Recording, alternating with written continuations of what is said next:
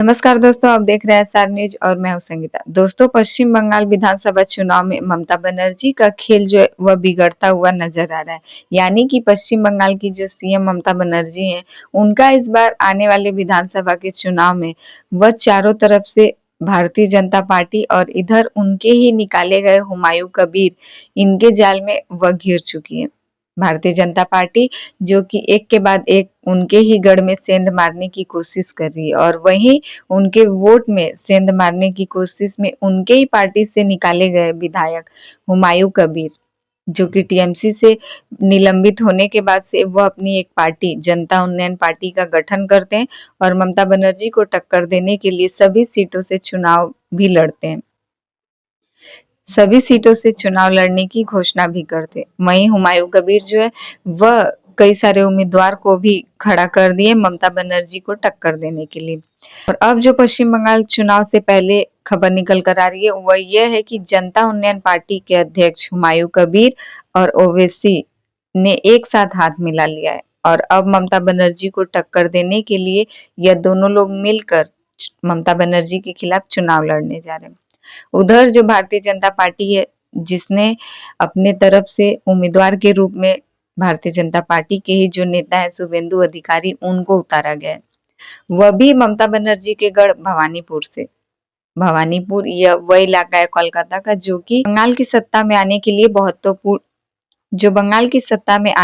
बहुत मायने रखता है और यह गढ़ जो है वह ममता बनर्जी का जाना जाता है, क्योंकि पिछली बार जब भारतीय जनता पार्टी के नेता शुभेंदु अधिकारी ने नंदीग्राम से ममता बनर्जी को हराया था, उसके बाद से ममता बनर्जी ने भवानीपुर विधानसभा सीट से जो है वह जीत हासिल की थी और सत्ता में आई थी। और इसी बार नहीं, वह हर बार के चुनाव में ममता बनर्जी भवानीपुर से जीत हासिल करने के बाद बंगाल की सत्ता में आती है।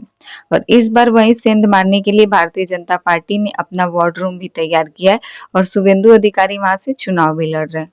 लेकिन जो हुमायूं कबीर और ओवैसी एक साथ मिल चुके हैं आने वाले बंगाल के विधानसभा चुनाव में, इससे यह साफ पता चल रहा है कि इस बार ममता बनर्जी के लिए यह चुनाव इतना आसान नहीं होने वाला है। इस बार बंगाल विधानसभा चुनाव जो है वो ममता बनर्जी के लिए कहीं ना कहीं बहुत कठिन साबित हो सकता है। क्या वह चौथी बार सत्ता में आने में कामयाब हो पाएंगी या फिर भारतीय जनता पार्टी जो है वो अपना कमल खिला पाएगी। अब हुमायूं कबीर जो है वह बाबरी मस्जिद बनाने के लिए जैसे ही ऐलान कर देते हैं, वह केवल बाबरी मस्जिद बनाने के लिए नहीं बल्कि ममता बनर्जी के बारे में यह बताना चाहते हैं कि ममता बनर्जी शिव मंदिर बना सकती हैं, दुर्गा मंदिर बना सकती हैं, लेकिन बाबरी मस्जिद कभी नहीं बना सकती और ना ही बाबरी मस्जिद बनाने के नाम पर ममता बनर्जी चंदा दे सकती हैं। तो हुमायूं कबीर कहीं ना कहीं ममता बनर्जी के उस वोट में भी सेंध मारने की कोशिश करते हैं, जो कि मुस्लिम वोट ममता बनर्जी के लिए बहुत मायने रखता है। पश्चिम बंगाल में 100 में से 10% मुस्लिम वोट जो है वह सत्ता में आने के लिए काम करती है और वही 10% मुस्लिम वोट जो कि ममता बनर्जी शुरू से अपने पक्ष में करती आई हैं। मुसलमानों का सभी वोट अपने पक्ष में करने के लिए ममता बनर्जी हर एक दाव पश्चिम बंगाल में चलती हैं, लेकिन इस बार जो है उनका दाव उल्टा पड़ गया।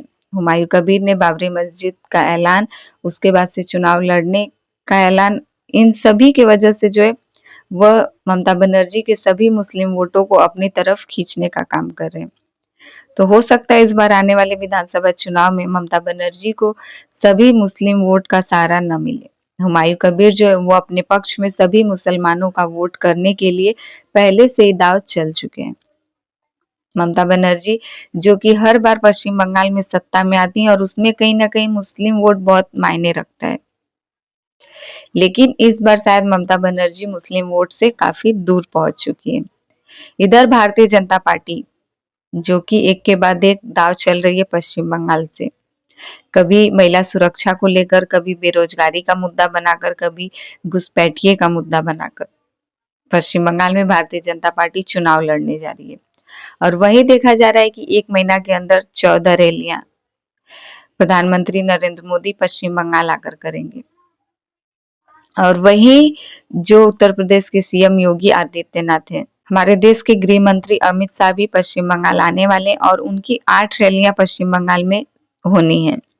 तो क्या भारतीय जनता पार्टी के तमाम दिग्गज नेता, तमाम ऐसे हस्ती जिनके चेहरे पर पश्चिम बंगाल का चुनाव लड़ने के लिए भारतीय जनता पार्टी के तमाम ऐसे दिग्गज नेताओं को बंगाल में उतारा जा रहा है और सभी लोग बंगाल आकर बंगाल की धरती से जो काम करना शुरू भी कर दे रहे हैं। जगह-जगह रैली, जगह-जगह जनसभा को संबोधित कर रहे हैं और कहीं न कहीं ममता बनर्जी को इस बार बंगाल की सत्ता से बाहर निकालने का प्रयास भी कर रहे हैं। तो देखना ये है कि इस बार बंगाल विधानसभा के चुनाव में क्या टीएमसी सत्ता में टिक पाती है या फिर भारतीय जनता पार्टी उसको उखाड़ बाहर फेंकती है। क्या भारतीय जनता पार्टी पश्चिम बंगाल में इस बार अपना कमल खिला लेती है या फिर ममता बनर्जी जो कि सभी महिलाओं को 1500 रुपया लक्ष्मी भंडार योजना के तहत देकर सबका वोट अपनी तरफ कर पाती है। क्या वह मुसलमानों का वोट इस बार ममता बनर्जी अपने पक्ष में कर पाती हैं या फिर नहीं? हुमायूं कबीर ओबीसी के हाथ मिला लेने से टीएमसी पर कितना असर पड़ने वाला है? आप सबको पता होगा पश्चिम बंगाल विधानसभा चुनाव जो कि 2 चरणों में होने जा रहा है। पहला 23 अप्रैल और दूसरा 29 अप्रैल। 142 सीटों का 29 अप्रैल का जो चुनाव होगा यह बहुत मायने रख रहा है। 4 मई को जो इसका रिजल्ट होगा वह वाकई देखने लायक होगा कि क्या भारतीय जनता पार्टी या फिर टीएमसी कौन किसको पीछे छोड़कर इस बार फिर से बंगाल की सत्ता में आता है। तो इन सभी को लेकर आपकी क्या राय है कमेंट करके ज़रूर बताइएगा। हमारे चैनल पे नए हैं तो प्लीज़ हमारे चैनल को सब्सक्राइब कर दें और वीडियो पसंद आए तो लाइक कमेंट ज़रूर कीजिएगा।